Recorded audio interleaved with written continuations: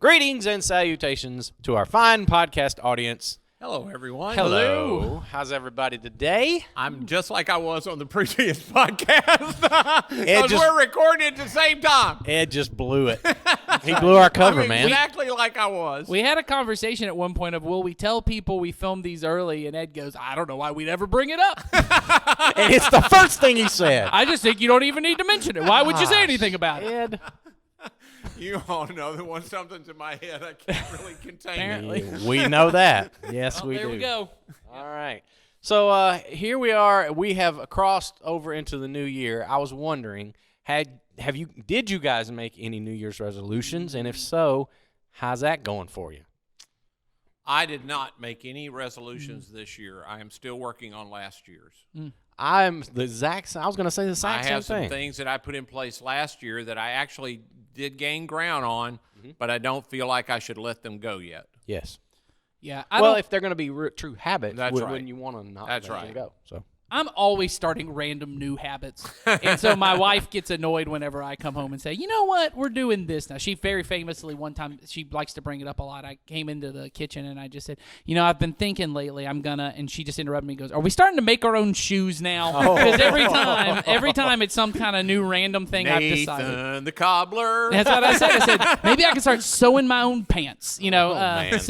But one thing I am interested in trying this year is I want to learn Spanish. One of my daughters is of Latin American heritage, and she's really wanting to connect to that culture now and that part of her life. And so I agreed with her that we would try and learn Spanish together. That was one of mine one last year. So I have been doing Spanish, and I use a particular app that, like all good apps, has streaks in it. So we're, wanting to keep every day going learning. I'm on a 95-day streak right now. There you go. Well, good.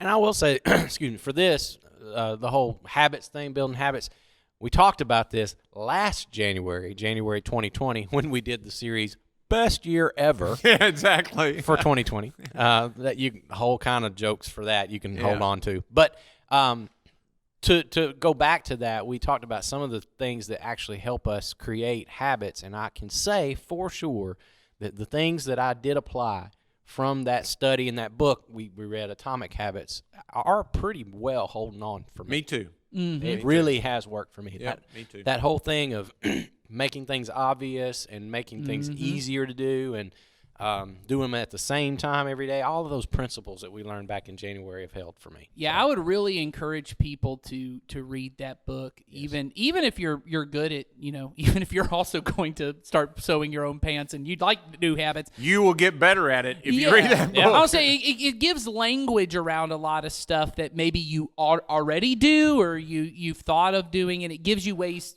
I really do think putting language around things is so helpful because it gives you ways to be able to categorize it in your brain, like you said, of making it obvious, making it repeatable, those kind of things.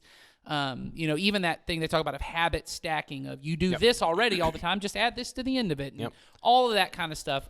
So if you need a New Year's resolution, you don't even know what to do, that book's a really good one. Yeah, that habit stacking thing. I now have my morning ritual, which I already always had a morning ritual.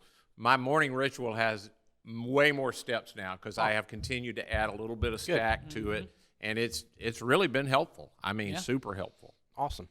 All right. On to the questions. Now, I teased some of these questions last week, which was not last week, Ed. Thanks for bringing that up. A while back. So far away in the past. But I did tease these and told you last week that we were going to answer them this week. So we're going to get to those two, and I have actually a third one that I've thrown in there. We should remind people how they can give us questions. Give us we questions. want more questions. There is a link in the description to this videos or podcast, however you're consuming this right now. Yeah. You click that link, you send us a question, and it is anonymous. We will never know who you are unless you tell us. So And sometimes you we can tell do us. guess, we Yeah. try. but we don't know who's watching. So We do not. You all have all those fake names out on YouTube. We can't tell who. That's you are. right. We know a few of our We regulars. Do. We do Yeah, know. We they know tell several us. of our loyal listeners. Yes. Yeah. So We're we super fans. super fans. I only know of two of those. That's Are they about right. super fans? They're not just regular fans. They're super fans. I like them a lot. They're super to you. All right. So here we go. first question came to us very straightforward, but I think we're going to have to probably do some defining for people on this question. They want to know, is Community Christian Church an evangelical church? Mm-hmm. So, in the interest of definition, Clarity, clarity, and all of that, so that you'll all know why we're saying what we say. yes, evangelical. That word, it gets thrown around a lot. Let's just Yeah, and currently I would say, it's been around my whole life. There's been the phrase evangelical. Mm-hmm. It's probably, I'm gonna guess it's 80 years old. Does it say on this thing you're looking at? Of when it was doesn't. originally termed? It's Mid 20th century. Yes. Is a mid 20th century creation. I'm gonna say around the 40s or 30s, 40s in that area. the way that it is used. I mean, it is an old word because it comes from a Greek word. Sure. It does. Yeah, the evangel, which means gospel. Good news. Yep. The good news. But it is currently, in my opinion, most people use it as a political word. Yes. Yeah, it has a political affiliation, and So if you want to know, are we politically evangelical? No. no. But that's not what the word means. Yeah, and according to this site, which is the National Association of Evangelicals, They should know. well, or at least they think they know. Yes. They put some tags on it, and here are just a couple of them. They say these are basically the characteristics of an evangelical would be somebody who believes that lives need to be transformed through a born-again experience and a lifelong process of following Jesus. So Check. I think Yeah. We are check that. that off. The expression and the demonstration of the gospel in missionary and social reform efforts. Check. We would check that one. A high regard for and obedience to the Bible as the ultimate authority. By what they mean, Yes. I would say yes, but maybe I'd alter the words a little bit. Yeah. Just a little. Now, explain that so that we don't get confused. We do believe the Bible. We believe the Bible it contains the Word of God. Yes. And that it is inspired in the originals. Yes. And to lead us ultimately to the ultimate authority, Yes. which is Which Jesus. is Jesus. Which Yes. is Jesus. The So Bible. I guess the distinction we want to make is our allegiance is not to a book We do not have allegiance to a book. We have allegiance to a person who who is our ultimate authority. Who is our authority. I pledge my life to Jesus, not Right. to the Bible. Yes. Yes. I think that's pretty fair. Yeah, that's. I know that feels like splitting hairs to people. It's an important hair for me to split. Yeah. I think it's an important for me important one too. because one of the biggest criticisms often thrown at Christians is the fact that people have used the Bible to justify horrible things because I know we hit on this a lot, but if you just see the Bible as a collection of just truths or things like that, I can take little parts out of context or out of the grand concept of leading me to Jesus and say, well, then I should do this or I should do that, and those things I'm doing may not look anything like Jesus. Well, and when you place your allegiance in the book, oftentimes that opens the door for the misuse of it. Right. Many times because and you've seen this. I've seen this happen my whole life. People will say, "Well, it's because it's in the Bible and I believe it." Well, the way you just said it, You said the words the Bible said, but the way you were using them is not what the Bible meant. exactly. That was not the intended. And so let's filter that through Jesus first Right. before we go and just stand on the scriptures alone. So, and then the last characteristic of evangelicalism is a stress on the sacrifice of Jesus Christ on the cross as making possible the redemption of humanity. Yes. Check. Yes. Check. On that one. So, I'm going to say we'd make the cut. in that way, yes. But back to your original comment, Ed, I think it's important to say if by that word someone is trying to pigeonhole us into a political party or platform, then no. Either to run toward us as political or to run away away. from us political. Yes. We don't fit in those categories. Well, and I would also just hesitate. I think, as we just proven, we agree with those tenets of what it means to be evangelical, but I also just hesitate when anyone says, are you this? Are you that? Because labels don't often help anything other than divide us. And I'm certainly to say I'm a Christian in that I follow Jesus is a label and divides me against someone who doesn't follow Jesus in that distinction. But we know, and this is something that's very big for us as a church these days, and we talk about a lot, is unity among Christians. this division would set me apart from non-evangelical Christians, which we don't want to do. I am not opposed to those Christians either. Right, and we believe that is a distinction too among of this when we make the splitting hair of Bible and Jesus. When we say Jesus and our understanding of Jesus as, and you mentioned this on the last podcast, the unique Son of God, right, who brought about the reconciliation between people and God through his death on the cross and his resurrection. Anyone who is with me on that, we are family. We're brothers and sisters. We're on the same team no matter what label they have. But there are so many Christians that based on I know this seems silly, but even based on my translation of the book that I choose, we have to divide. Based on my understanding of certain passages in this book, we have to divide. And so on the question, if you're just wanting to clarify as far as like those tenets, do we agree with those tenets we just listed? I think that's it. But I would encourage whoever asked this not to focus too much on the label, especially also in regards to things that we're talking about of the politicalization. That doesn't sound like a word, but whatever. Politicization. I don't know what that word is. I like what you said. I feel like I'm having a stroke here. All right, but yes. But I would also say, and if whoever asked the question, if they were to walk up to me and ask this question, I probably wouldn't. You probably wouldn't like my answer because I would ask you a question. I would say, well, I need to know what you mean by that, and I find that's important for almost anything regarding are you this or are you that, because you never know whoever's asking the question exactly what they mean by those words, and so it's always important. And I do this, and this is not a tactic. It's not being evasive. I just really want to be clear. And so almost anytime someone asks me a question of that nature, I always come back with, well, I need you to help me understand what you mean. So tell me what those words mean to you. What are you seeking clarity on? That's right. And so what I'm really wanting to do, and I think it's important to do, is start a conversation about why is this important to you, and what are you trying to find out about me, and all that kind of stuff, because I think that's a much more godly, helpful, Jesus-centered kind of conversation. And that's just honoring in any environment. I know we've talked about that before, but that thing, if someone comes to me with a question, especially if it feels like it's a loaded question, maybe. I just mean even if it's one that I just don't, because I don't even have that as a pastor. I have that as a person. People just come to me and want to know, about certain things in my life. That the most honoring thing I can do is to not assume I know what your agenda is. So I'm going to craft my answer to make sure not only I answer truthfully, but I get it what you do. But the honoring thing is to say, okay, why are you asking me that? Or what do you want to know? Or, asking for clarity. It's just an honorable way to communicate. Even like when my wife comes and goes, hey, why aren't the dishes done? You know what I mean? Instead of assuming, well, I know why she's saying that. Go, oh, okay, I'm sorry. Were you wanting me to, you know what I mean? Like asking a question honors her. What do you mean by dishes? Define clean. I've had that conversation. Like, what do you mean by clean? Clean because is relative in my house. Those are clean. In my book. It depends on what the the definition discussion in my house is, did you put those in the dishwasher? There are two of us in the house.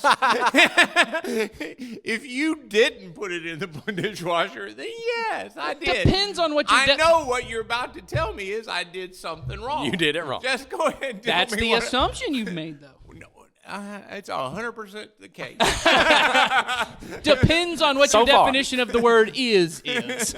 Oh, okay. We're going to go there now. All right. That's an old political It joke. is. There you go. That's a See, really we're going old at political everybody. joke. Were you alive then? Oh, yeah. Okay. All I right. was As a little. very, very young man. Young man. Okay. All right. So, second question. Equally as controversial, I think, sometimes, depending on how it's asked. This person wants to know, is hell real or is it figurative? And they say, I'm specifically asking about the way that it is described in the Bible, burning fire, brimstone, and the like. So they want to know, is hell real or is it figurative? Now, we sort of talked about this before we hit record. And we joked and said the answer is yes. The answer is yes. So let's unpack that for a minute when we say, yes, it's real, and yes, it's figurative. What do we mean by that? I think it's the difference in the definition because, and this, I know this once again sounds like splitting hairs, is the difference between the definition of real or literal, because the way that I now hearing the whole question, it sounds like the question is actually, is the description of hell in the Bible literal or figurative? But the question was, is it real or figurative? It's possible for something to be real, but not the way someone talks about it be literal, right? And I'll just use hell in this thing. I could say when someone says, oh, you went to Alabama, and I said, yes, that place is like hell on earth. I don't literally mean it's like hell on earth, but you've been to Alabama. But you do. Yeah.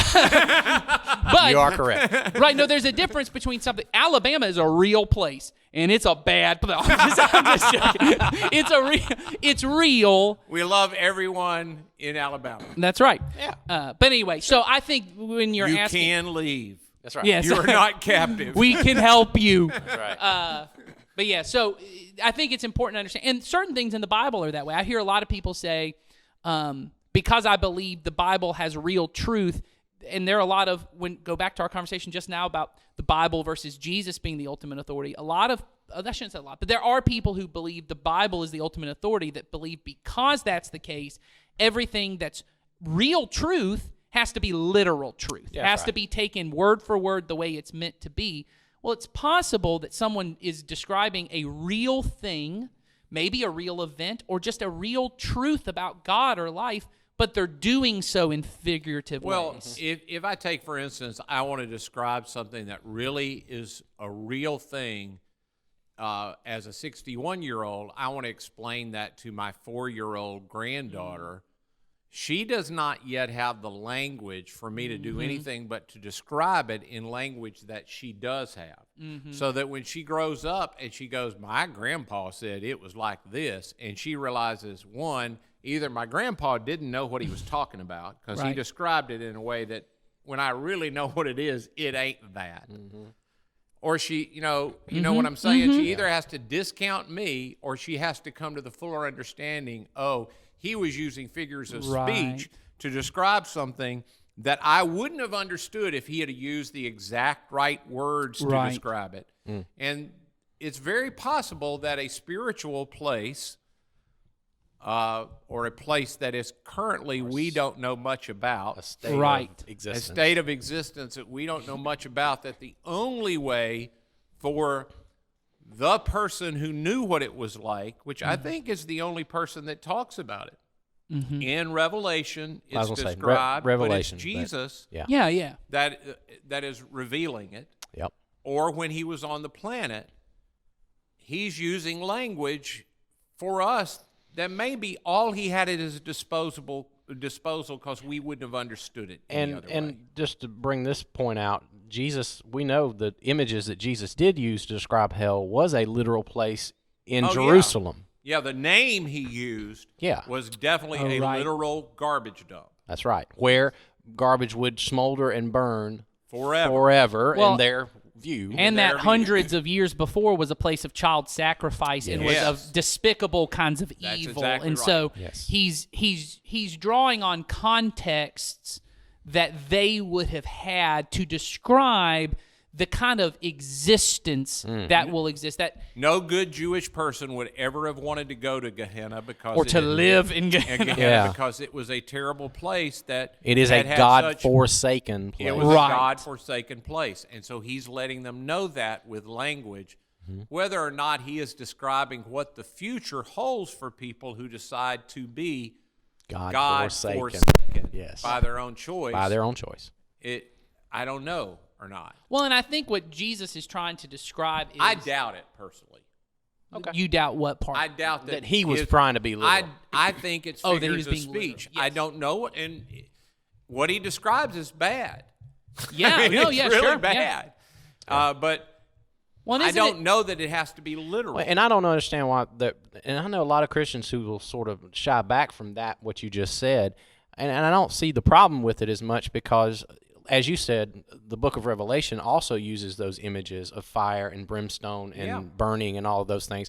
But let's be fair, that is also the same book that describes Jesus in ways that nobody takes literally. No. That Jesus is coming with a sword sticking out of his mouth. And blood dripping off Blood his dripping robes. off a robe. Nobody believes that that's how Jesus is going to look when he returns.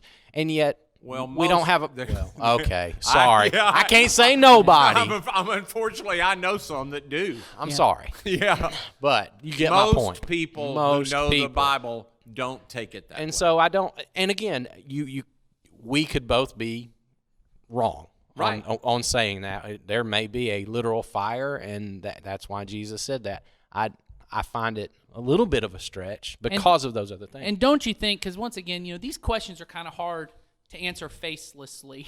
Yeah. I mean, we appreciate you sending the question, but once again, in the aspect of trying to be honoring, the question I would ask someone, which I do regularly when I was teaching students on a week-to-week basis, this question comes up a lot, because especially in most youth, I'll say our youth group's actually pretty unique, I think, at least I should say when I was doing it week to week, of how little we talked about hell. Now those other people. No, I just mean No, I'm just kidding. in how little we talk, because many of the students who came, they have lots of questions, particularly about hell and and being scared from hell and being running, and so they'd have questions about these kind of ideas. And the question I would often ask is, why is it important for you to understand what existence in hell is? Because there's one possibility, and I had a student who was honest enough to say, it's kind of like a weigh in my options kind of idea. Like, how bad is bad? Yeah. Like, how bad? Because I don't want to do all the things that I feel like God would want for me to do, but I don't want that because that's really bad.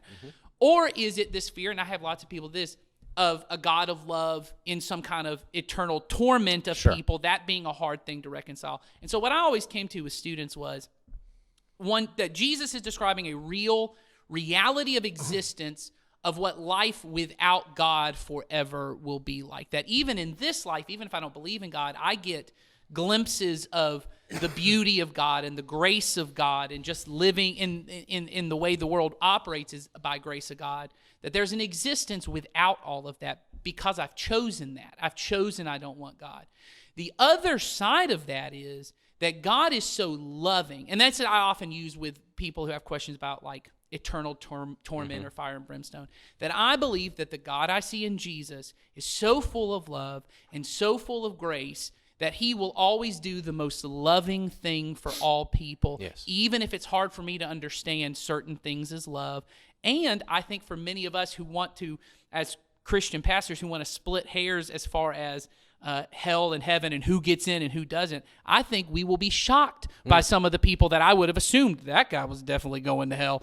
Or that guy was definitely going to heaven. Sure. Yeah. Right. That God will be more gracious than we can imagine, because what life has taught me so far is God has already been more gracious than I could have ever imagined. That's right. So it's a real, and I like the way Jason said it, state of existence. I don't know if I've used that phrase before, but I that's have tried with people before, because I don't like to get caught up in the imagery, because there's not much I can do with it. I can't.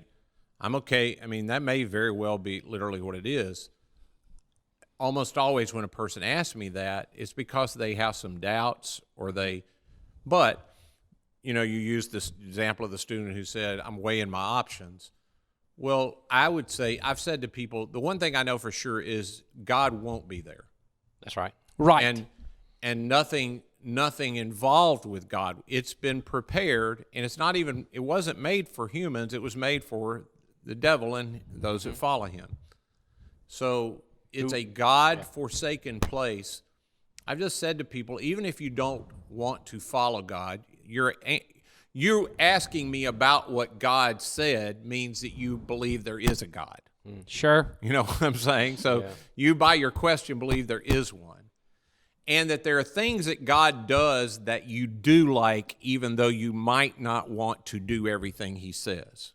I've said to people, you should probably take time and list out all the things that God is providing for you that you like, and then imagine that You don't get those don't exist. Not because you don't deserve them, but because they are a part of what God does. Yes. And so whatever hell is, nothing of God will be there. Yes. Yeah. I think that's good. And I think when you just say that, then I don't know how that hits people. I really don't. But I would imagine it does not hit quite like an image of horrible, a horrible image that would kind of wake me up to what that really means.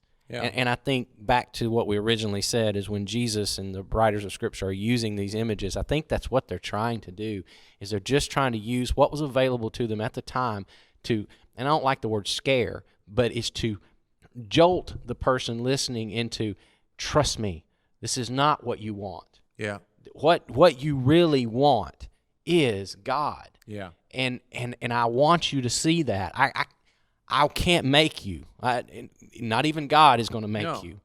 But trust me, this is not what you want. Everything in your life that has come to you that you know you nor anyone else created, that is good.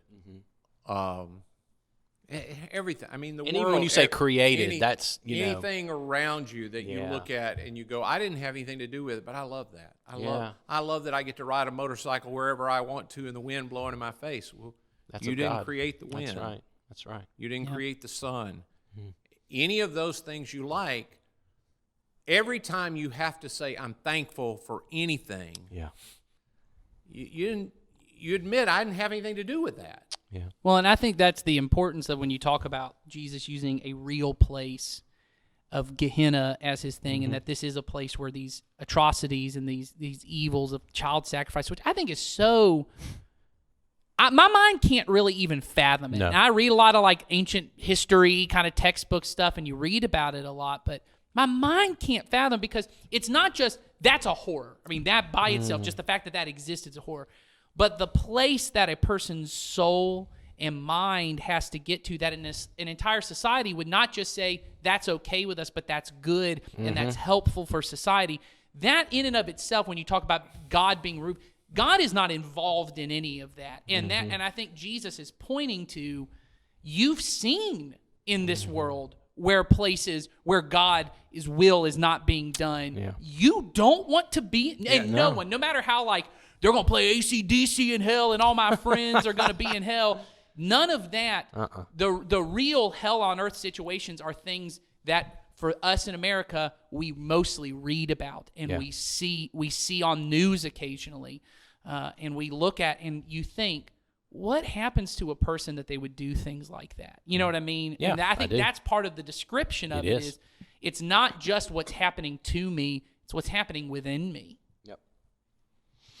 All right. I hope that helped. I'll just say this, and and nobody can be here. Just the whole topic for me, and this hasn't always been true for me. There's a heaviness to all of that Oh, that man, yeah. is sitting on the three of us right now. I can just feel it. I almost said the same thing. That whole idea to me, there's a grief that comes over me to even have to describe it. It feels playful somewhat to people, and I think we use it in threatening ways. I don't think any of it was meant to be that kind of way. It was just, there's a heaviness about that topic. True. So we'll move on to another one. Yeah, I do not want anyone to go there. Oh, Can we gosh. talk about politics again? Let's go to something lighter. Let's talk about politics. I don't know. Pretty much the same these days. Yeah, Yeah, there you you're go. not kidding. No, so, all right. Last question, and very straightforward. Person asks, what is considered holy ground today? I'm assuming, again, I have to assume on a lot of these things, that they're talking about some references in Scripture where we Where find somebody said something to them, yeah. this is holy ground. this is holy ground. In fact, I was just listening to a sermon today from one of my favorite preachers, and there was a moment in the sermon where he had someone come up and tell a story. And it was a very heavy, very heartfelt story. And when he walked back up, he said, feels like we're on holy ground right now. And I thought, that's interesting that he said that in that moment. And I get what he means. I think I know what he means. So I guess what this I'm just person- thinking, I almost laughed because I can remember walking with, and this is going to be so flippant to some people, but these are the words that got said. When I went on the Fenway Park tour, Yeah. the tour guide said, this is holy ground for people in New England. Yeah. I go, well, and it was really cool. it was really cool. I will say that. I don't know that it was holy ground, but Yeah. certainly not in the way in the Bible meant it. Yes. So holy, let's do holy first. Let's do holy. Holy means set apart Set apart for a specific for a For a purpose. purpose. Yes. it describes God. Yes.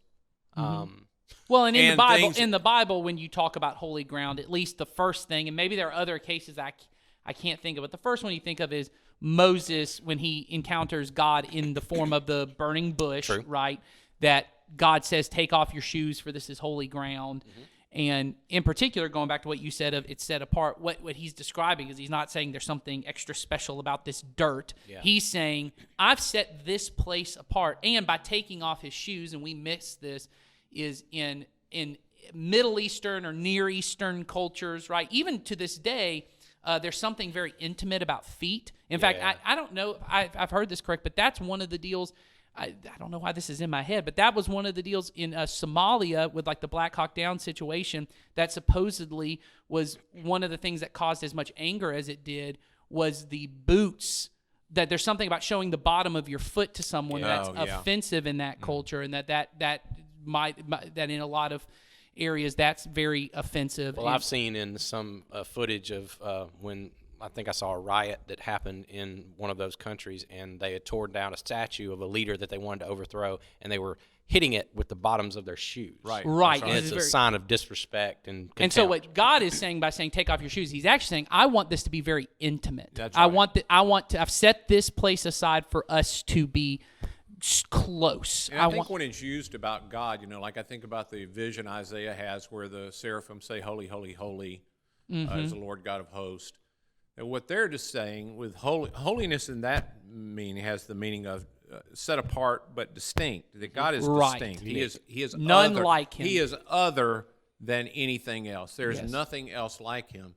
And so when he says to Moses, I have made this place. Any place God is holy. Yes. It Right. is set apart. It's special. It is set apart. So when people say it's holy ground, they mean that God has shown up, I think, most in a colloquial kind of way like your friend was using in a message. Exactly. That means God has shown up in a unique kind of way at this place. I would say I think one of you guys said this in a message.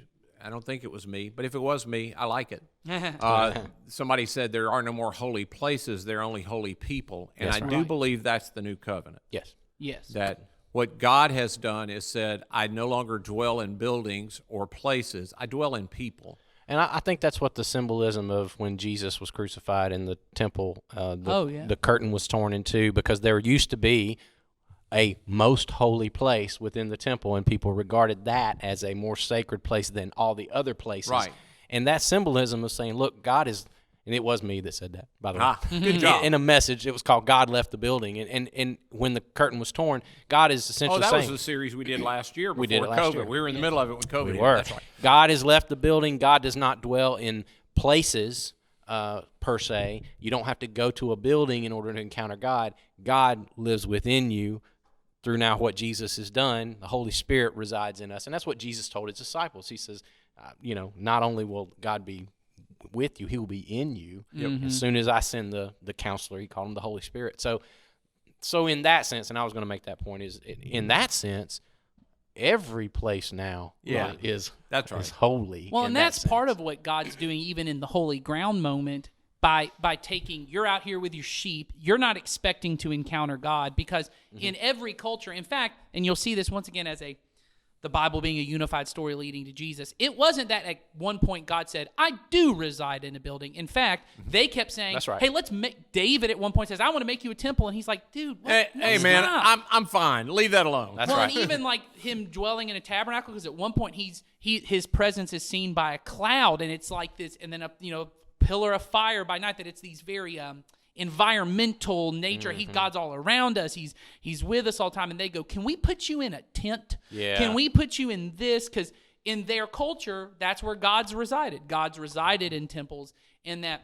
And they were really, and you see that particularly again in the Exodus when it starts, there's a point where God comes down to the mountain. Yes. And he's going to speak directly to the people, and the people go, oh, no. No, sir. No, we do not want that. Yeah. We will stay here. You go up and talk to Well, God. and all of those things that you described, Nathan, of God's presence, all of those manifestations, if you call them, they were accommodations that God That's was right. making Right. for people. Yes. God never was contained. Never That's has right. been. He was, and everything that he's done, let's just be honest, everything God has done throughout history in the way that he's revealed himself to us is a condescending to us. Making himself known to us is always a lowering and essentially boxing himself into a place. I was recently reading, and I cannot remember, an old monk book, and the guy was saying that really, if you really want to get the true picture of who God is, the description given in the first 3 chapters is what God had in mind. Right. So there was no, God literally was with Adam and Eve every moment. There was no, he created a place which was the earth. The earth was the place for God to meet with man. It was perfectly, and we decided we couldn't handle that. We couldn't handle that. You need to get back to your place. Right. You know? Or we decide we want this to be our place. We want this to be our place. You go to your place. Yeah. And everything since then is God been trying to get us back to that place where he walks with us and he's with us every moment, which he is. It's one of the parts I love that we now say as we enter into worship, that God is always present with you, but you're not always present for him. Yeah. Yeah. You know, and even though, so everything we've said is the theologically correct version of it. I have certain places in my life that I wouldn't call holy ground, but I think there is a benefit practically as human beings that there are places that we set aside for the purpose. Yeah. You know, I know certain people have chairs in their house or things like that, but even I know for a lot of Catholics and Anglicans, their buildings themselves, they design. I certainly have been in certain cathedrals before, and I am moved by the immenseness of the architecture or the way certain things are painted to lead us towards God, that it isn't true that somehow God is more present there than other places. I am more present for him. I am more present Yes. with God. And so if you want to call it holy ground, like God has ordained, the church building is more holy than being with a person. But there is a benefit, and we talked about this with prayer, there's a benefit to some things not being casual and some things being, I've set this as this. I heard one person talk about Sabbathing, that you take certain times, that the way it's described is that it's a cathedral in time, that you have found a way to take time and make it holy, that I am setting it apart for a purpose. And because sometimes we're so casual, and we talked about this when we talked about prayer, I can talk to God anytime. That means we talk to God really no time, or when I'm desperate. That's right. Not having a time set aside or having a place. There is a benefit to that. There is a way, like you said, that I become present to God, even though he's always present with me. All right. That's our questions for today. All right. So, All right. The next time you see us actually will be another day. yes, we're done recording today. I'm done. There Well, you I mean, it'll always be another day for you. I'm sorry for getting into that. It'll be another day for me too. Ed's trying to confuse you. I know. Don't He's let him do confused it. me. Yeah. Now I'm confused. So, all right. So, but we'll be back. We got another set of questions that you guys have Yay. asked us. I don't know what they are. I'll leave you in Jason suspense. will let us know. You'll be Yay. in suspense. So, see you next week. Bye-bye.